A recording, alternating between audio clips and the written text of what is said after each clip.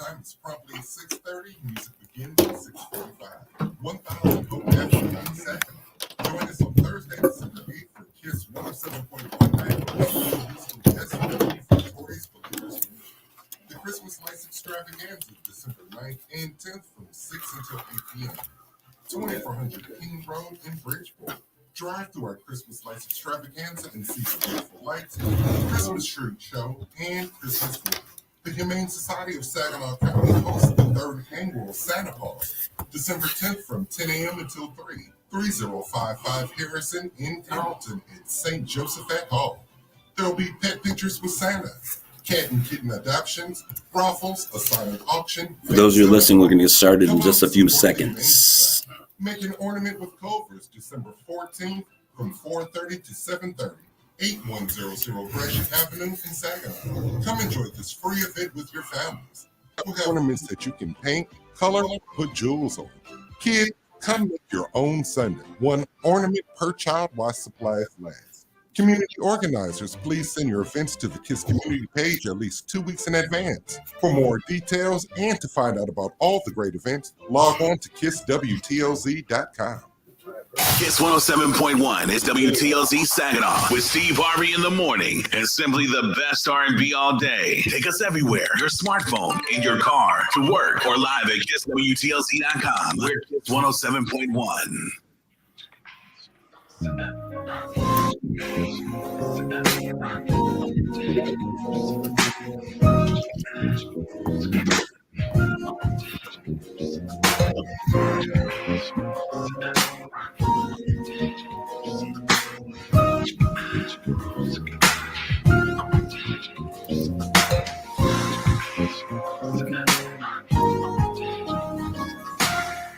Well, good evening, ladies and gentlemen. Welcome to another edition of Straight Talk with Kareem Bowen. I will be your host for the next hour, and we have a great show in store for you.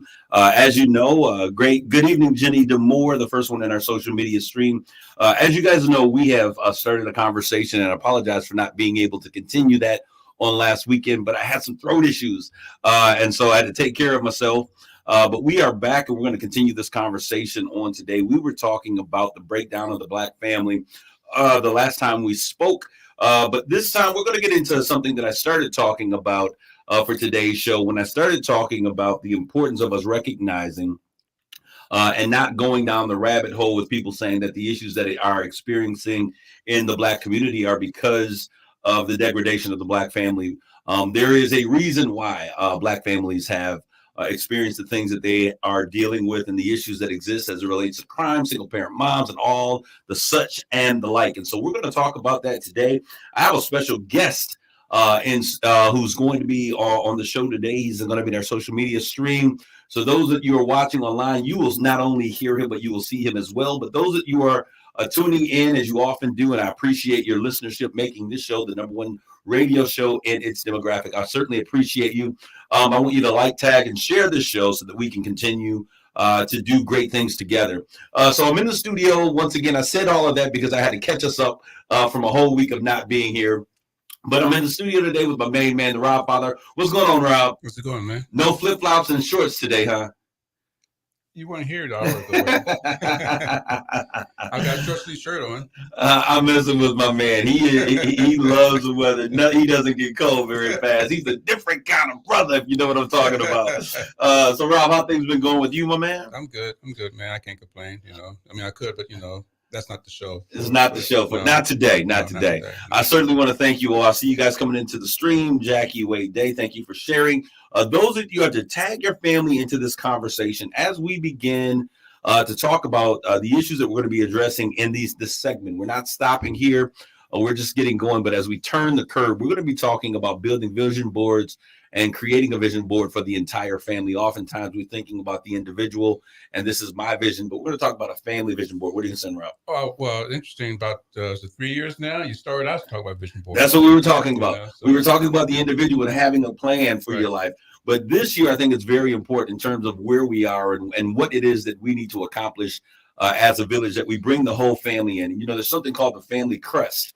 It is a symbol that symbolizes what your family is, the mission, the purpose, and what your core values are as a family. So we're going to get to some of those conversations, and I'm excited about doing so. But hey, you know how we do it. We talk about what is on my mind. So we're going to get there. For all of you that are out there that have been watching the saga unroll, it's been a long time rolling. But Brittany Griner, WNBA standout, superstar, all-star, world champion for the WNBA, has finally been released from Russia. She is back on U.S. soil. Now, Rob, there's a whole conversation here, and I think that you're a great person for us to have this conversation with. Really? Yes, I really do. Uh-oh. All right, so we see she was arrested initially in February, entering into Russia with what is called hashish oil. Basically, the vape cartridges, and it had, Right. weed cartridges. Now, Rob, do you think this is the first time that she was doing this, and it was a mistake, and I didn't know that this was? I can't speak on that, but if she says it was for her medicated purposes. Oh, so it's a medicated purposes now. Well, a lot of marijuana or hash or hemp oil is for some people. Okay.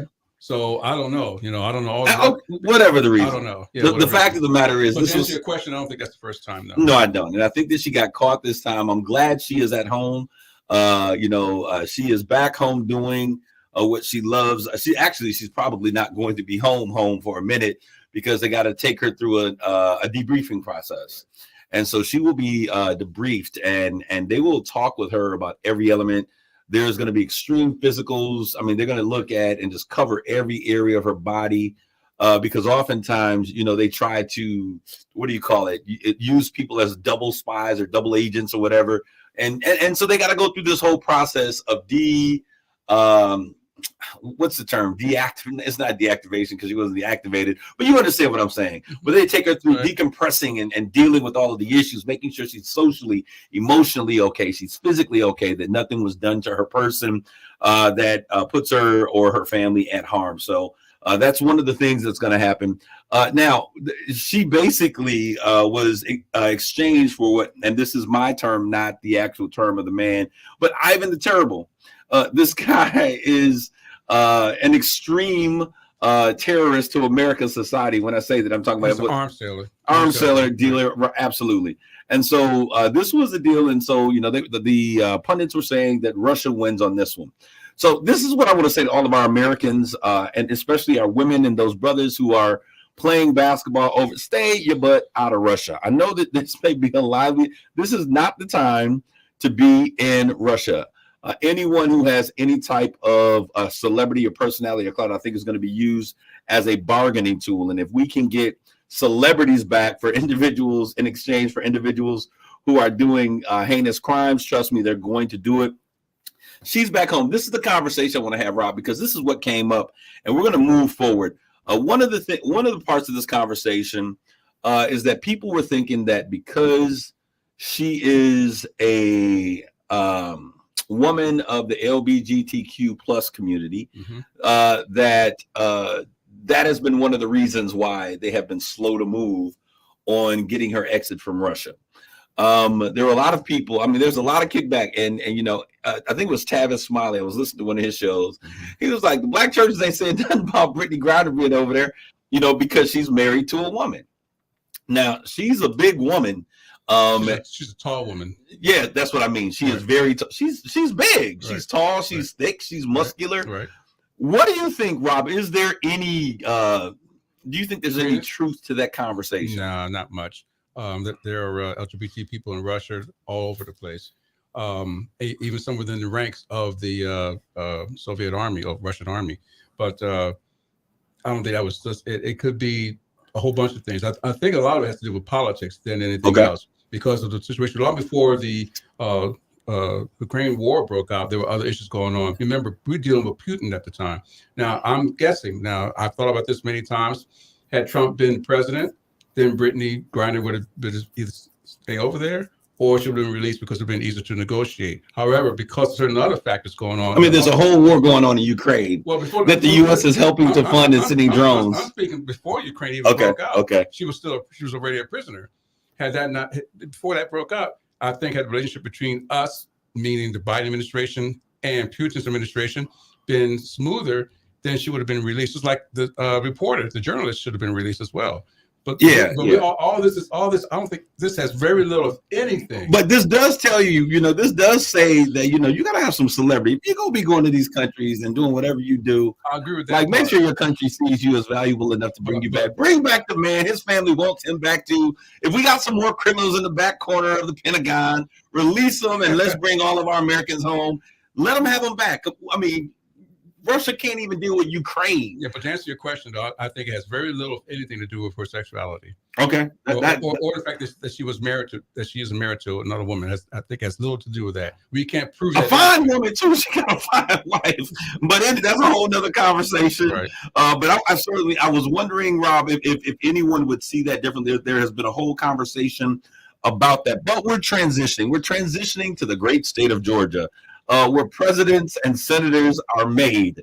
Rob, we see now that Senator Raphael Warnock stands off. He gave the 1-2 punch to Herschel Walker to finally win the runoff, the longest standing election in this year's election cycle. Which shouldn't have been, considering. Why you say that, Rob? Well, because people are saying, well, Georgia came out to vote. Well, if they really wanted to vote, they would have voted for Stacey Abrams to she be governor-elect right now. So people are saying what now? I'm saying if people were supportive of, or I'm saying a lot of credit is being given to the voters who voted for Warnock to be reelected or be elected in his own right. Okay. But I'm not giving a whole lot of credit to the voters of Georgia, because had that been fully the case, then Stacey Abrams would be governor-elect right now. That's what I'm saying. Well, Stacey Abrams and Warnock are two different people. I understand that, but it's still a factor of philosophy, more or less. I guess if that's your philosophy, I think that Stacey's her role and in terms of what she was bringing to the party, I think that she has had her shining star moment. It does not mean that she is done. But she worked in a situation in which she took her competitors off guard, and she worked underneath, and she worked hard and fought a very great grassroots campaign. And I think the Democratic Party is forever grateful for her turnout of a million additional voters into that population. So she's there. But I think that this is a situation that to me is just a little bit different, and I don't want to get into that. Right. But I do want to talk about, I don't know if we really fully discussed the fact of why there are runoffs in Georgia. Did we talk about that? No. All right. Well, those of you who are listening, it is a racist policy, in fact, that continually has states like Georgia. I think Georgia and Louisiana or Alabama are the last two states that have these runoff things, where your opponent has to win by 50%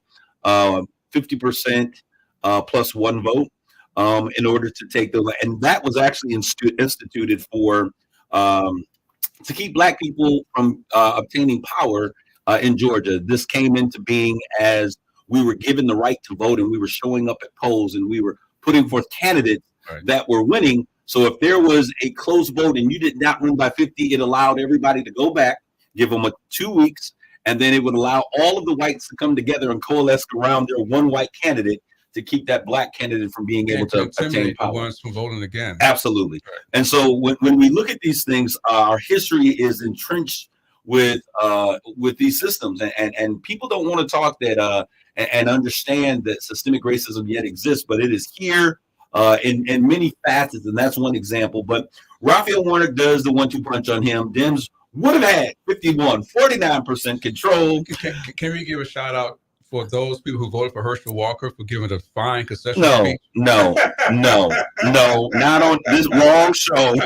I didn't say I would. I'm just saying I'm throwing it out there for as bait. No concession, no thank yous, no nothing. Brothers, what is going on? People throwing votes out the window. But anyways, I came through with you today, Rob. I wanted to see what you would say to that. But Kristen Sinema, who I always said is a Republican. She is an undercover Republican. Her and Joe Manchin, who both of them who are out there causing havoc. Once they realized that there would be a 2-vote favor in the Senate, she decided that she was now going to caucus as an independent, no longer with the Democrats. Yeah. And people are saying, you know what, she's always been in it. No, this is a power move. See, as long as they had to come to her and had to beg her and, well, we'll give you this, then she was okay. So she wants to retain that power. And I bet you she was somewhere praying, please let Warnock lose so that I can retain my power. But now she has now left the Democratic caucus, and she will be caucusing as an independent. So one smart woman out there, she said something. This is Karen Lawrence Webster. Shout out to my sister with those beautiful sister locks. If you got to check out her sister locks. But she said this. She said, if Kristen Sinema now if she wants to be an independent, she should have resigned as a Democrat and let the independents vote her back in. And that's the fact of the matter. I am an independent. I wasn't voting for her because she's a Republican. And so, she walks hand in lock and step with Lindsey Graham. He told her that she's one of the best Democrats. That's because she's a Republican. She's voted more with them than any other group in the Senate. So we're going to get to that. Let's get to the meat of what we're going to be talking about today. The Saginaw City Film Festival is yet going on. We need those 10 to 15-minute short films sent to Amethyst Films LLC at DA Entertainment at yahoo.com. Those submissions are coming in. This is going to take place at the Temple in 2023 during our Juneteenth festivities. Please come on out. And I got to give a shout out before we moved into our conversation today. I got to give a shout out to all of my Dow Treasure Academy students, those who have been working and rocking with me, doing their thing. I want you guys to know that we've got a group of students that we've been working with. And this past week, we took them to Microsoft's headquarters, and two of the young ladies that are a part of our team, there was one other team from Detroit, one other school from Detroit that was given a special invitation. There was a coding competition, and two of the young ladies that were in our group won the coding competition. So shout out to Brooke and Leia out there who were doing their thing. So they won some additional prizes. It was an absolutely amazing, talking about AI and all of the different levels of technology and showing them how these things work and talking with industry leaders in the space of technology. Love you guys so much. They had a meeting with Representative O'Neill right after his re-election, and he is partnering with them to make some great things happen. They have a desire to do a youth-led march during MLK Day coming up in January, and they said they want to march for the first time and have young people march about the things that they want to see in their community. One of those things being an ending to the senseless gun violence. So these are my young folks. I'm loving them. They're rocking hard. The governor has given them a special invitation to sit down and talk about how they can make change happen. I want to give it up once again to my people, my young people, the Dow Treasure Academy. Rob, we're going to go ahead. As on cue, yes, we celebrate you on today. Rob, I can get used to these sound effects. Don't give them to me very often, okay? Perfect timing. So once again, Dow Treasure, you guys are amazing. And they also brought back, this is amazing, an opportunity that is going to impact, coming back from Microsoft, they brought back an opportunity that is going to impact our entire Saginaw United School as they have brought in something that is called the TEALS program. I'm excited about this. This is transformational for our young people. Industry leaders are going to come in. They're going to be teaching and be taught by engineers and programmers from Dow on a regular basis. This is a commitment from BAM, which is Blacks at Microsoft, that are willing to make this investment. And so we're working out details to see how we can make this happen. This is going to be absolutely phenomenal. Kudos, Dow Treasure students. Thank you, Dow, for your investment in our community, making change happen every single day. All right, Rob, we're going to take a quick commercial break. And after this commercial break, we'll be back and we have our studio guests, our guests in the audience. I see them out there in actually my green room, and we're going to get to them. Take a quick break, Rob. Let's take it. We'll be back. Stay, don't go away. We'll be back with more Straight Talk. You're listening to Straight Talk with Kareem Bowen on KISS 107.1. Up at the dealership, people pause. Out comes good old trade-in clause. The perfect time of year to upgrade your ride. Trade in your car while the values are high. Bring any trade to McDonald Kia this holiday season and drive home in a brand new Kia with 0 down and 0 payments till March next year. Yes, no payments till March 2023 on every select new Kia in stock. All with a 10-year, 100,000-mile limited warranty. Your trade is worth more than you think. Get to McDonald Kia and get up to 125% more than Kelly Blue Ferrari value. 2023 tax-free toward the purchase of any new Kia in stock or en route. Yes, no down payment and no payments till next year during Kia's season of giving back. Only at McDonald'sKia.com. On approved credit to well-qualified applicants. Offers don't apply. I can't say anything to him right now, can I? Expires 12/31/2022. You're the one who protects the flock. It's not going to go over the air? An eye for detail. Because when safety and well-being are on the line, it's the details that I can need save you to turn off everything that's lives. around you. Turn the radio on. Ranger gets you, and we're here for you. And All right. the ones who get it done with a wide Radio's range of on. safety Don't turn that products on. and solutions, plus board-certified safety consultants want here no to radio. answer your questions. Call, click Granger.com, or just stop by. Granger, for the ones who get it done. RocketGrabPlus.com. Our 12 days of deals are going on right now. And this deal is for Sullivan's. For only $10, you can get a $20 gift card to spend at Sullivan's. They have a great selection of burgers to choose from, delicious salads, and a variety of seafood items to try. Grab your voucher today and head to Sullivan's for dinner. It's all at RocketGrabPlus.com. RocketGrabPlus.com. You're listening to Straight Talk with Kareem Bowen on 107.1. Hello, this is Kareem. We're back with Straight Talk with Kareem Bowen. We have right now in our video, our social stream, our guest for the moment. And I'm so excited we have Bruce Hicks with us right now. He has an amazing story. And we're going to get into it. You know that I had on last week, I was sharing, and we started this conversation out today as we were talking about this concept of the breakdown of the Black family and the fact that fathers are leaving home and all of that other things.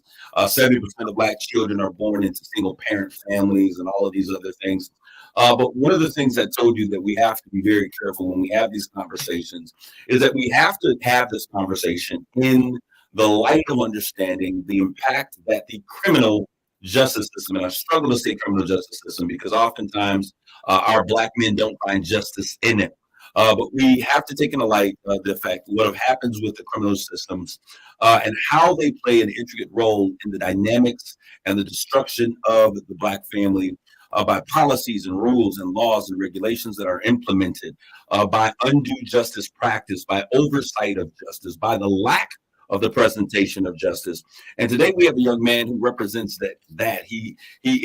I want him to bring him in. Bruce, why don't you just come into the screen? Because if not, I'm gonna keep on talking. How you doing this evening? How you doing? Man, I'm doing wonderful. It is so good to have you with us here today. I know that as we were just introduced to one another, and I'm excited to have you on the line. I want to get right into the heart of your story because I think that we need to talk about your story because your story is an example of many other stories out there that are being untold. So, Bruce, why don't you share us a little? Where are you from? I'm from Lansing, Michigan. Okay, you're from born and raised in Lansing? Yeah, Lansing, Michigan, yes. A Lansing local. Yeah.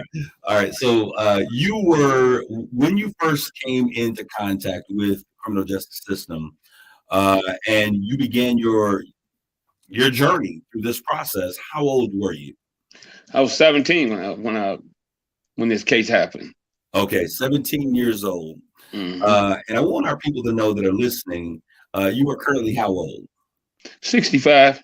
And so how long did you spend in this system? 47 years. 47 years. And as we look at what's going on, I need to let my people know that my brother has been home with just a few days, over 2 weeks. Yes, about 2 weeks and 3 days now. 2 weeks and 3 days. Yeah. And you were doing a life sentence bid. Yes, I was. And now you find yourself at home through one of the programs I think that the ACLU was working with on individuals who were sentenced before they were 18 years old, giving them a second chance at living because technically you weren't old enough to buy cigarettes, to do a number of the things that would be considered as an adult, but you were tried as an adult. Exactly. Yeah, okay. So let's begin this process. Let's talk about your story. What's going on? Well, I mean, I was still in prison for something I didn't do, which they knew, and now, spending time in prison. When you say that they knew, explain to me what you mean by that. Well, I mean it's just the system that we're in. They knew because my co-defendant told him. My co-defendant never denied that he did it. He told him from the day we got arrested till up to now, that he did it. But they wanted something else. I don't know what I guess it was me. And I end up he got a plea bargain. And I got a trial that landed me with a life sentence.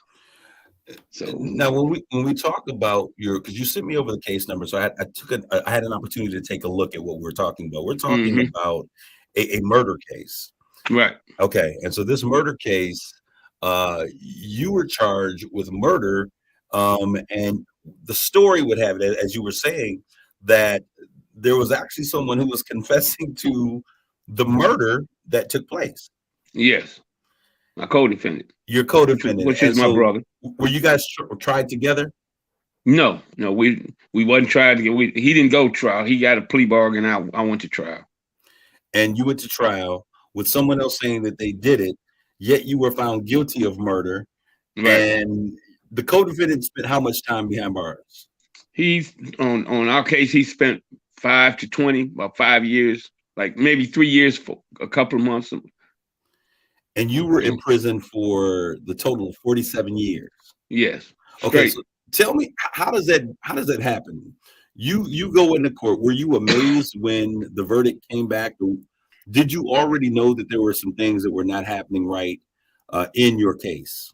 I did. Even though I was a layman to the law, I knew I could just feel that some things wasn't going right, and they wasn't supposed. It wasn't supposed to be like this. Like all the evidence that was against him was never brought up. He never had a chance to testify in my trial. My sister that was the victim, she never got a chance to testify. So I'm just trying to sit there and wonder how you have a case like this and the victim, the one that the case is all about, she don't even testify. So okay. Are you able to have a conversation, an open conversation about this particular case? Because you are out now. Are you out on parole or bond or what? I'm out on personal recounters bond. I have to be resentenced though under the juvenile bill. March of 23, March 7th, 2023. Okay, when you say resentence, what is it that they're looking to do with you coming in March? Well, they're gonna sentence me to numbers, and with all the time I've did, I won't have no parole or nothing of that sort. Just like I don't have anything right now, I don't have no parole or nothing like that. So I'm out, and I don't have no stipulations on me or nothing like that. Okay, so you got to help me out because this is blowing my mind. You are sent to prison for murder. Right. Given a life sentence in prison. Yeah. 47 years later, they let you out on a PR bond? Yes. This happened like I was supposed to be just say that my attorney went and got was asked the judge or did an order to get me resentenced based upon the new laws that the ACLU under the Parks versus Pool, under the Parks and Pool. Okay. And when she did that, she went and got me I just say a PR bond by submitting the stuff for resentence and then asking if I could be released on my own recognizance because instead of staying in prison all that time, up until next year, let me out and I could spend time with my family. Okay, I want to talk because there's a lot that you have missed in this process. And Yes. So part of what you're doing is really the justice portion for you in this resentencing of this situation. So this is a very interesting and a very unique situation. I shouldn't say unique because there's a lot of people, I think about 300 individuals here in the state of Michigan that probably fall underneath the guidelines that you're currently dealing with. Right. But my question would be, when you went at 17 years old, you were a father, a son. What exactly was your situation? Yeah, I had a daughter that was still in my girl's womb, my girlfriend's womb, and I never met her. I still haven't met her yet. And I mean, I had another daughter that was born January 4th, 1976. You know, I've met her, but I'm the type of guy that wanted to be in my daughter's life. You know what I mean? I wanted to be, wanted to be in my children's life, and I couldn't be. That was taken away from me. That was taken away from them. And so you can relate to the fact, as I was stating in our opening, that a lot of times they want to talk about the dismantling of the Black family. Right. But the criminal system is awesome at being a creative part of that force. Now, you are a man who has two young children. You're 17 years old. You have two young daughters, one that hadn't been born, one that you had seen before you went in. And you have basically missed 47 years. That's two generations. So do you have grandchildren? Yes, I do.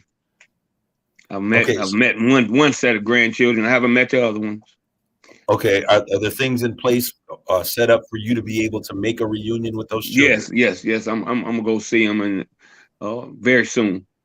Okay. So how do you feel having missed out on the entire life of your children and the beginnings of seeing your grandchildren come into the world?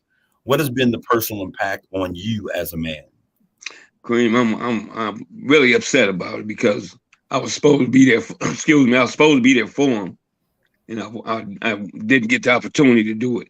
I'm not upset to the point of violent upset. This is upset by a mental or emotional. So the things that I have to endure to get in their life right now is real hard. So. Could you have ever imagined a time when you would not have been present for the life of your daughters? No. If I was out in the street, I would have been in their life all the time. We had a beautiful relationship. So were you able to have any contact at all with your children while you were incarcerated? There were programs that were kind of designed. It is not the best system to have children come to prison to meet parents. I understand that, and a lot of mothers don't like that. But were you able to have any contact, a phone call, a letter, anything with these young children as you were going through your process with the criminal system? Later on in my journey, I did. We met. One of them came up. A few times, but she was stricken with certain things that kept her from coming up all the time. So yeah, I did get to meet, one of my daughters, and I mean, I really enjoyed that. But yeah, I did get to meet one of my daughters. Okay, as we talk about your system, what were some of the things? Because I believe there's also a situation that's a part of your case, if I'm correct, with your attorney. You had the same attorney through the entire process? Yes. Okay, and then eventually that attorney became seated on one of the state court systems. Michigan Supreme Court. He became a Michigan Supreme Court judge. And so how did that impact your case? I mean, I was kind of skittish. Every time I would file something, I didn't file in the Michigan Supreme Court because I just felt like he would hear it and I would still be there. So I didn't ever file an appeal to the Michigan Supreme Court. Do you think that maybe he saw it as a conflict of interest, being your attorney and then bringing the case before a court in which he sat?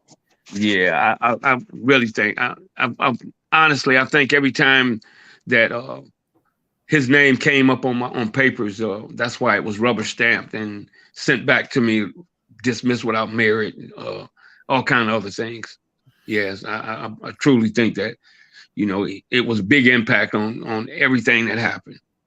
Okay, one of our callers, one of our streams, actually, my producer, Rob. Rob, why don't you go ahead and ask your question? Well, I want to know whether or not I followed some of this when I was in a criminal justice class in school. Is the Innocence Project working with you on this whole case? I mean, it's been 47 years. Have they been working with you? Any lawyer or attorney working on the Innocence Project? Are you familiar with this? Well, the Innocence Project, we didn't have a lot of DNA in our case, so they were saying we didn't fit their criteria, but they looked over it and found some things, and they was, surprisingly enough, they got some things. So yeah, but they were saying we didn't have enough DNA, ballistics and all that kind of stuff. It was all messed up. So they didn't really do anything. Okay, your case was a public case, and so Yeah. people were made very aware. Could you share with our audience what was I don't want to, for lack of a better term, what was the essence of the crime? What exactly that was took place? a domestic. It was a domestic violence crime. You know, guy beat my sister. You know, and you know he had been beating her for a minute. So you know, like I said, she was a prisoner in her own home. You know, and was scared. Had her children there. You know, it was something that shouldn't have. She called the police so many times. You know, see, I'm trying to say that, you know, the system puts the families in a situation where you have to be a judge or jury, you know, sometimes because of the fact they won't do what they're supposed to do. So she's pushing this and saying that this guy is doing this guy is doing that, and he's an ex-felon. We knew him personally, so you know it was inevitable, honestly, because we knew him as we did. We knew him. We knew what he was capable of. So I guess that was the end result of it. You know. So your thought is, and I believe what you're saying is that many times, because of how the system is situated and because of protections of laws and the accused as well as the accuser, that sometimes we are very slow in certain situations to provide the support for women when we talk about getting PPOs out on people, protection orders, and having the court really take certain situations together. And a lot of it is because a lot of times, you know, police officers and court systems will get involved. And oftentimes these women go back to these situations. That's true. And that's true.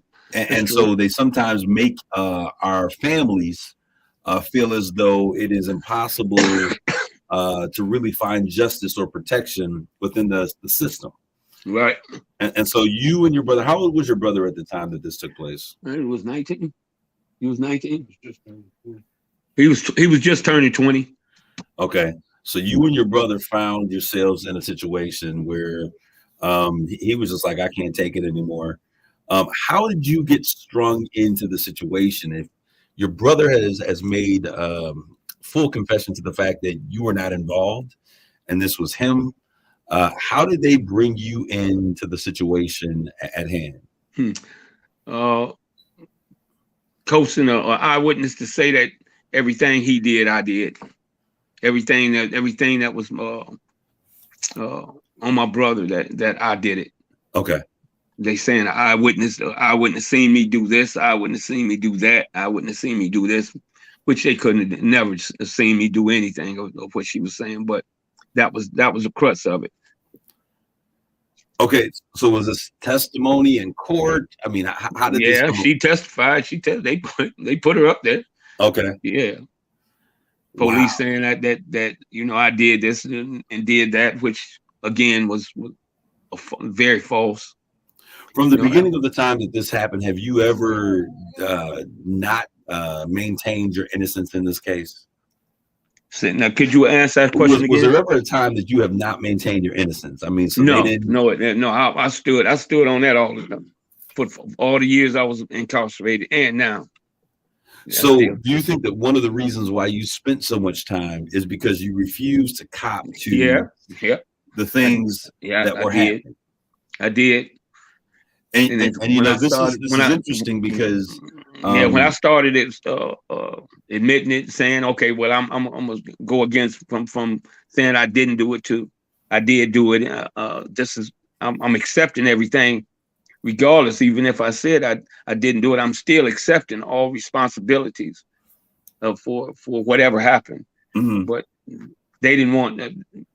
I don't want to hear about you being innocent, you know, or you putting innocent near anything that you say. So I mean, that's where I feel I was a failure at, by keep saying I was innocent and wouldn't never admit to it. Wait a minute. Why do you say you think that you were a failure in that? Because you know, not when I won't say that. Excuse me, I use the wrong word, but I was failure in the fact that I knew what they wanted to hear, you know, and knowing that they wanted to hear it, I wouldn't feed into it because I was afraid that this is put a lock on me, and I would never get what I was supposed to get, and that was my freedom. If I didn't say it, or if I did say it, you know, it was quite a. I mean, that road was bumpy, real bumpy. I want you to think, because right now I think people are looking at you and they see a grown man having this conversation. Right. So I want to remind us that at the time of this, your interaction with police officers, your interactions with prosecutors, with jail and prison staff, you are 17 years old. You're a kid. Yeah. So how do you think? Explain to me in your own terms how you believe, if you believe that the system mistreats or takes advantage of kids in dealing with these situations. You've been through this. No one else has been that we're talking. You know, maybe one of our listeners has been. But do you believe that the system takes advantage of the fact that you are an adolescent in those situations? Sure, they do. I'll say it flat out. Yeah, they do. They take advantage because they don't do none of the things they're supposed to do, like give you evaluation, have a hearing to see if they want to train you as adult or excuse me, hear you as an adult or a juvenile. I mean, it's you're supposed to do that. That's the law. You know, the law says that they're supposed to do that, but they don't do it. You know, so they just rush you in and put you in wherever they want you at, and that's the end result of it. Is that you in there, and that's how you're an adult. They saying you're an adult. We're gonna try you as an adult, and that's it. You don't have no say of it. So there was no testing to say, okay, if you could be tried as an adult or should you be tried as a teen. They simply said, we're going to try you as an adult, and from there, I went through it. Just being through in the cell and saying, yeah, you an adult. That's it. Nothing else. No hearing, no waiver hearings, no nothing. You know, you in here. That's what you are. You got to face, you know, your accused, but I can't face the accused or question the accusers of this things that they need to say. So, yeah, that trial was real raggedy. Bruce, I don't have any confidence in the just us system. The just us system. Yeah. All right. I don't have any confidence in them. Bruce, when I look at this, when you begin to see that, okay, this case is coming to a close, this does not look good. I'm going to prison. You find yourself now in prison for something that you did not do. How did you maintain mentally and emotionally through this process? Just thought about God, man. Held on to my faculties, thinking about God. I got through that, you know, temptations or just staying strong mentally, physically, and emotionally. That's the only way you're gonna do it. I can't let the time do me. I had to do the time. So while you were go ahead. No, it's no other way to do it, honestly. So while you were doing you were doing the time for a crime that you did not commit, and you're going through this process, were you still fighting, appealing? What was going on with your case? Yeah. I'll never give up the fight, man. That was my thing. I never give up the fight. I learned law, go to the law library and stay in there, sleep in there just about it, and do what I had to do to hopefully get out. But like I said, every time I filed some paperwork from the prison or had somebody else file some paperwork from the prison, like I said, it was rubber stamped and sent back saying, yeah, we don't want to see that. You know, they're saying you got to go here and you got to do this, you got to do that. Then when I do what they say, ask, came right back again, rubber stamped, the same thing. So, you know, my appeal process was still, that's why I didn't never go nowhere but the appeals court. Never. Wow. So how long did it take you to finally get to a place that you realize, okay, someone is taking a different look at this case? When did you find out that they were using these new cases of adolescents that were under the age of 18 to overturn or to change or to give people a second chance. When did you Well, find out that you were going to be a candidate for this particular program? Well, after the parks, when the juveniles that was 17, I mean, they started from 13, 14, 15, 16, 17, and they say that I didn't fit the criteria for 17 because I turned 18 or turned 18 in the county jail. So when they started doing the 18-year-old, Mrs. Simons and a few other people they began to look at this case and look at me being 18 and telling me that I was a possible candidate for the release on my personal or release from being in prison at the age of 18. So Miss Simons was instrumental in it. That's why I keep giving her high praise, because she was instrumental in doing a lot of things. She was doing things before this time, but my brother helped her. So I mean, I'm just giving, rough summary, but it's a whole lot of stuff for a whole lot of people. I would like to thank, and for their actions as far as my release and me being right here at this time, because it's amazing, man, that I'm sitting here. You know what I mean? So, Bruce, you have been now home for 2 weeks and 3 days. Yes. How did it feel being released, first of all, knowing that how long was it between the time that you found out that you were going to be released to the time that you were actually released? How long was that period of time? Well, they was on the phone out here trying to get the release, trying to find out what time I was supposed to be released, and it kept getting postponed. I was like, okay, here we go, another niche in the gravy. I might not be released today.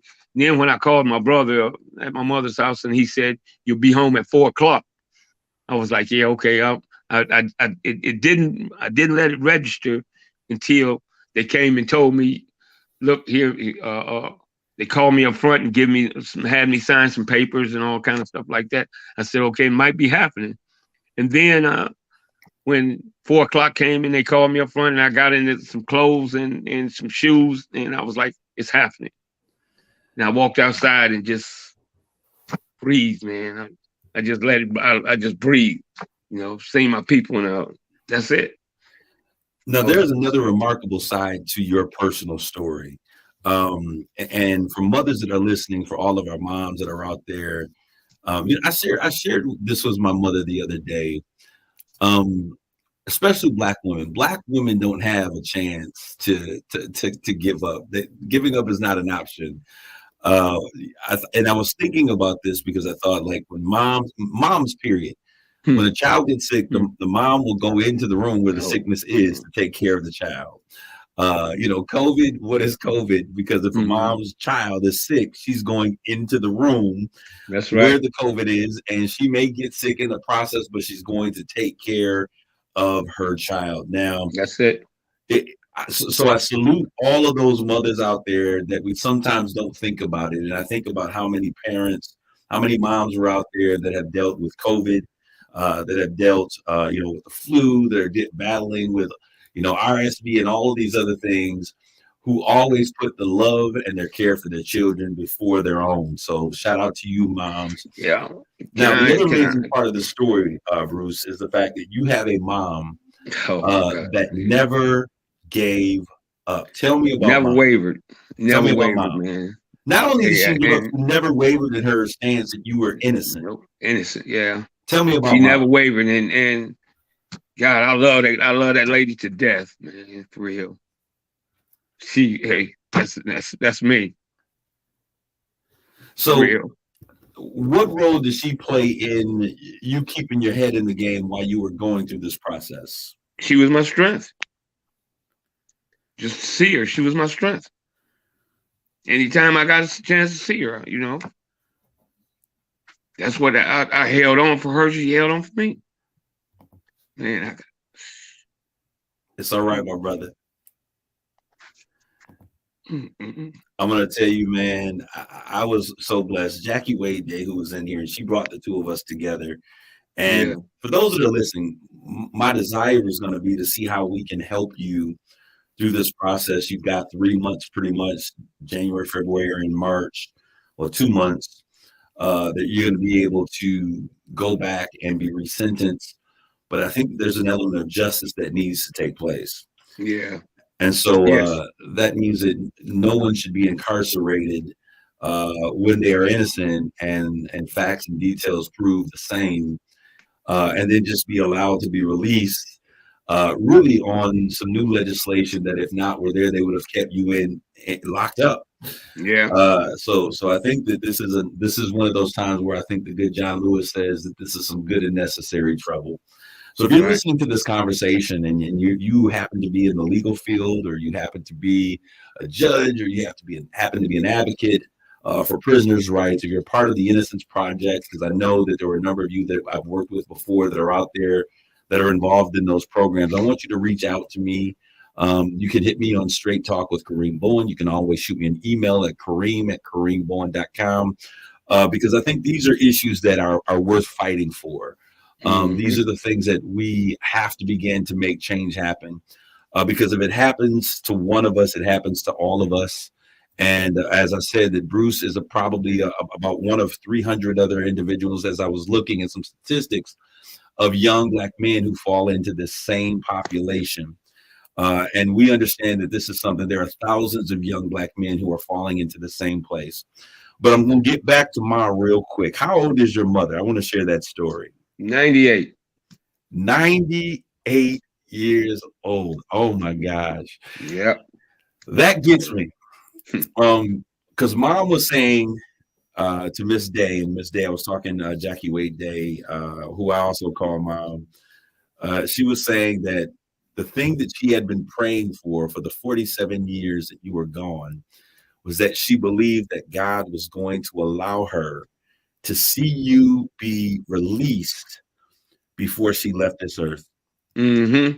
And 98 years old, 2 weeks ago, still holding on to faith. This is what I talk about, the perseverance of the village. And this is why this conversation is so important. Bruce, when you left our community, there was a hole in our community. There was a hole of some young boy that was in the community that needed a big brother or a mentor. There was a hole in our community in the hearts of your two daughters, a hole in the shape of their father that they lost to this criminal system and the things that happened. There was a hole in the jobs that you should have had. There was a hole in the character development and the building of nieces and nephews who needed you as a part of the community. And oftentimes when we talk about these stories, people look at grown men and they just look at the fact that they are grown men and, you know, this is what happened. I'm sorry. I'm sorry doesn't cut it. So as we talk about rebuilding the village, for those of you who are listening, and as we take this journey over these next months or so, as we talk about rebuilding the village, we have to talk about all of those soldiers, and that's the term that I'm going to use for you, Bruce. Okay. We got to have a conversation about all of those soldiers who have been wounded or removed from the battle through a system which we refer to as the justice system, where my brother Bruce now calls it the just us system, because we often find only us in this system. And I want us to be reminded of the fact that Bruce was not just a Black man, but Bruce was a father. Bruce is an uncle. He was a son. He was a part of our community, and that was taken away from him, and he was taken away from us. Bruce, if there's something that you would like to share and to say as it relates to your journey, your experience, I want to give you an opportunity to share what's most important to you at this moment. Just building life, trying to get out of this rut of the stigma of being incarcerated, hearing keys and just being confined. You know, I was again, you probably didn't know it, but I was in the military, and I was still in the military when this happened. So coming from the military to pause, because this is a whole nothing. This is Rob, you got to help me, man. So Bruce, when you were 17 and this took place, you were actually active in the military? Yes, I was still in when this happened. I wrote them and they said they couldn't do anything because it was a capital offense. So How old were they you in the couldn't do any. The military couldn't send any kind of JAG or any kind of representation for me. So that was their answer to me. So how old were you when you left for the military? 16. So you left. Drafted? What's that? Was you drafted? Were you drafted? Were you drafted? No. I volunteered at 16. Yeah. Okay, this was 47 years ago. I don't know what the situation was like. So I want to see. So were you 17 by the time that you went to the military? Yes, I was. Okay, Yes, I was. okay. So you signed papers to go into the military, but at 17. Okay, now you're making sense to me, my brother. Yeah, yes, all right. Yes, I wasn't. Oh, yeah. Yeah, the parents had to sign it. Because so you had been in the military almost a year, and you were home on some sort of leave when this took place. Right. Okay, so that's why you only had 1 month or so before you turned 18 when you went into the system. Right. And they couldn't send a JAG out because of why? They couldn't send any military assistance because what purpose? Because it was a capital offense. It was a civilian ground capital offense. So Wow. they couldn't get involved in it. Wow. And so the military. Usually the military discharges people. When you have a capital offense like that, they discharge you. You said we don't want part of it because that's a whole different conflict of things right there. Military's under a whole different set of rules. Yeah, they're under federal. They're under federal to protect themselves. In their military ground, federal ground. Out of that civilian situation. If you have any legal, they ask you that question before you even sign up. Well, this is Rob, and Rob is. I'm asking because Rob is former military as well. Retired military. Right. Retired military. So Rob, so when we talk about no man left behind, that's only on foreign soil. That's everywhere.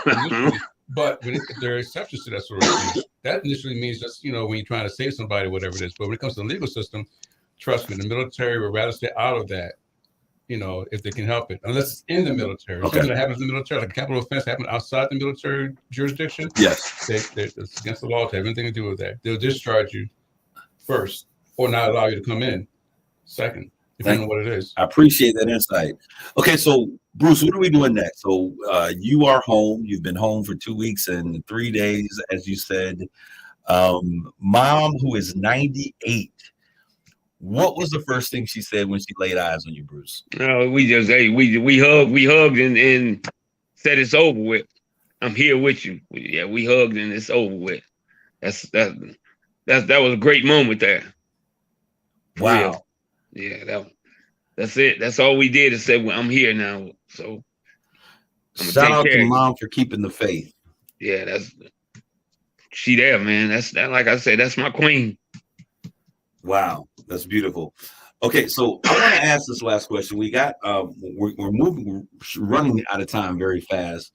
But Bruce, now what is next? How can people support your cause in vindication and receiving what might be the term reparations, restitution might be the best term. How can people support the cause that you're currently dealing with coming up in March? Well, I mean, in March, like I said, I go down and be resentenced. And that's the formality that's going to happen. So I mean, I don't know if you can come to the court. I don't know if they let you come to the court or what. I don't know, but they want to come down and see and meet me and all that, then feel free. But I don't know. I don't know too much about how it's gonna happen. So, I'm gonna call my attorney Deborah LaBelle and see how all this process is gonna happen. Okay, well, this is not going to be the last time that you and I connect. I'm interested in signing on to this process to see what we can do to make justice happen. I think this is exciting. It has been my pleasure. To meet you, Bruce. I cannot wait to fasten my eyes on you face to face. Yeah, well, we definitely gonna make it happen, man. Absolutely. Definitely make it happen. And we're going to begin to make some calls to see what we can do to get into some good and necessary trouble. Okay. In the words of our good the late John Lewis. For everyone that's listening out there, if you have any additional questions, comments, concerns, if you are able to be a part of bringing some additional justice for Mr. Hicks, I want you to reach out to me via social media or send me an email at kareembowen.com. This has been a phenomenal conversation. And I think that there's a lot of people out there that have a desire to see a change to the system and the laws that govern us. I want to thank everybody for tuning in. Mr. Bruce, we're going to say so long to you for now. Not So long to goodbye, you, only and so thank long. you for having me. God bless you, and we'll be in God touch bless really you. soon. All right. All right. So for all of you that are out there, we certainly thank you for your time and attention. We continually endeavor to do and to bring great stories that impact the village. And so as we move into 2023, we're going to break free. We're going to break free from the short-sightedness. We're going to bring forth some unity in our community. We're going to build bridges, tear down walls, and reclaim what is rightfully ours. Thank you for tuning in. This is Kareem on Straight Talk. God bless you all. Grace and peace. You've been listening to Straight Talk with Kareem Bowen on KISS 107.1. The views and opinions expressed on Straight Talk with Kareem Bowen by the host, its guest,